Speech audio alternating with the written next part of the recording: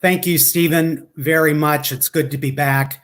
We have really an exceptional panel of three people that I know you're going to want to hear from about the current situation of LGBTI asylum seekers and refugees in Kenya, both in an urban setting in Nairobi and in the Kakuma refugee camp. So there are going to be links to all of the organizations up on your screen so you can get more information about the organizations. And the first person that I would very much like to welcome is Craig Paris from the Refugee Coalition of East Africa. Hey, Craig, welcome. Craig, hey, Charlie. hi, could you please give us an update of the struggles right now of LGBTI refugees in Nairobi and especially around COVID-19? Yeah, thank you, Charlie. Thank you for having me. I'm Craig, and I work for Refugee Coalition of East Africa, REFCEA for short. We are an umbrella organization that unites several groups for LGBTI refugees who are seeking asylum or are waiting for their resettlement here in Kenya, both in Nairobi and in Kakuma. And in Nairobi, we have about 400 LGBTI refugees and about 300 LGBTI identifying refugees in Kakuma. So with COVID and the pandemic around the world, obviously the effects reached us here. And because of the isolation, the restriction with the government and everything in between, because of the virus, we've been forced to live alone. People are isolated. They are affected psychologically.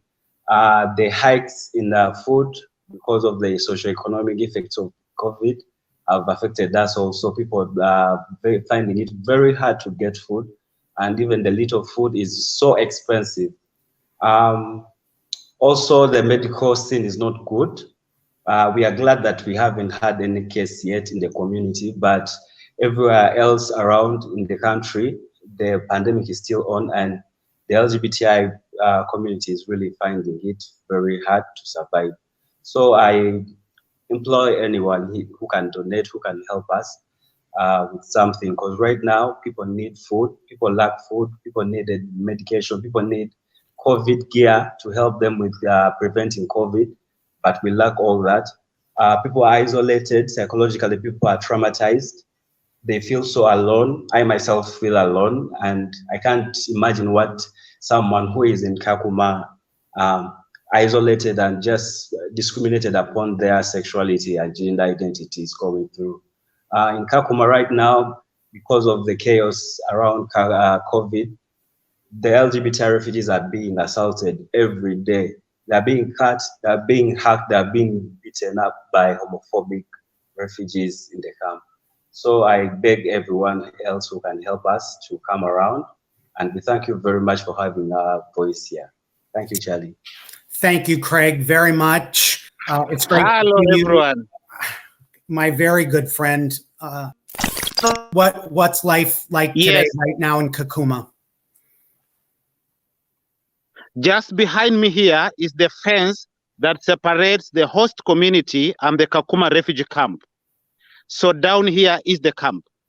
Back to the question, how is life of refugees, especially LGBTI refugees in Kakuma? The situation is really not good. And having interacted with so many LGBTI asylum seekers in Kakuma, there is no decision in life as hard as somebody deciding to cross a border and go into a refugee camp. It's one of the most difficult decisions I've come to realize in this world. It's even worse than people who commit murder. But what is life when you cross the border, you take all that risk, come into a refugee camp where the situation is terrible. There are so many homophobic people. People are being killed. People are being beaten right into your eyes. I am not a refugee, but I'm a human rights activist in the northern part of Kenya. But I see a lot of inhuman activities targeted towards LGBTI asylum seekers in the Kakuma refugee camp. How is the situation with asylum seeking and the COVID-19?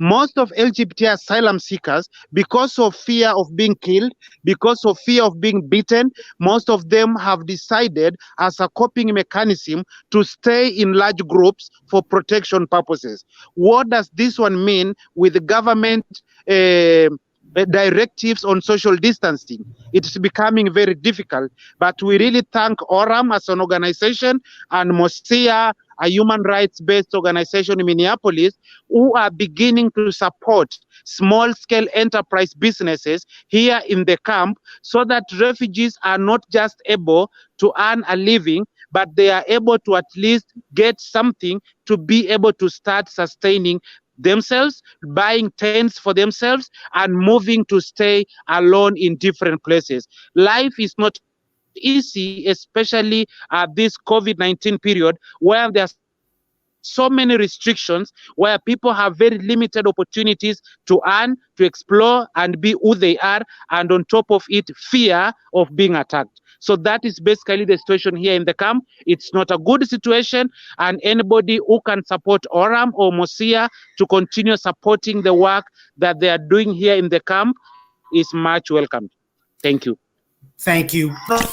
And there's great information on the exceptional soap making business that you've got going up there. And I think our listeners, if you get a chance, is to take a look at that work. It's great. Jamie, where are you, my good friend? There you are. Jamie, such a great leader you are, and you've done so much work. Tell us about the work Alight's doing in Kenya right now for LGBTI refugee and asylum seekers. Thanks so much, Charlie. So we have been working in Kenya with the LGBTIQ community for the last year and a half. We began working following a homophobic attack in Kakuma refugee camp in December of 2018. And this attack was so serious, and I know everyone was working on this closely, that 194 individuals were moved from Kakuma to Nairobi. And we'd been observing the community and the advocacy they've been doing, and we knew that that was the time where we had to act. So we launched an emergency response. And when we got there, we saw what can only be described as unparalleled levels of human suffering. We saw people struggling for food. We saw people facing homelessness every month because they couldn't pay the rent. But more than that, we saw unbelievable people like Craig and other leaders who, faced with abuse and marginalization, just showed up as pure light and pure positivity and worked not only to protect themselves, but also to protect the wider community. So we have been working very closely with Craig and the other leaders for the last year and a half. We've been meeting basic needs along with ORAM, providing food and housing assistance. But we know that providing food doesn't help you create a life of value, meaning, and purpose. So we've also been thinking sustainably. We've been supporting local businesses like a jewelry business, a rabbit farm, and we have also been supporting CBOs. So I work very closely with Craig, and we provided some trainings to the community leaders. And we have also provided assistance reviewing grant proposals as well. And right now we've launched a COVID-19 emergency response. So with ORAM, we've been providing food, we're providing soap and sanitizer, addressing some of the needs which Craig said, but there's definitely a lot more which needs to be done. Thank you, Jamie. And I'm going to welcome all three of you back. Please, everybody, there is a donate now button on your screens. There is more information on these three vitally important organizations. I'm going to close this with, I have been fortunate to be in Kakuma, in Nairobi, and meet with actual LGBTI refugee and asylum seekers. These three organizations are delivering. Many times when we donate, we don't know where that money's going or if the work's going to get done. It's getting done. These three people are getting done. They are helping real humans try to lead the best lives they can in extremely difficult situations. So thank you all. And I'm going to turn it back to Stephen. So goodbye from all over the world. And thank you all for donating and being here today with us. Bye-bye. Bye. Bye.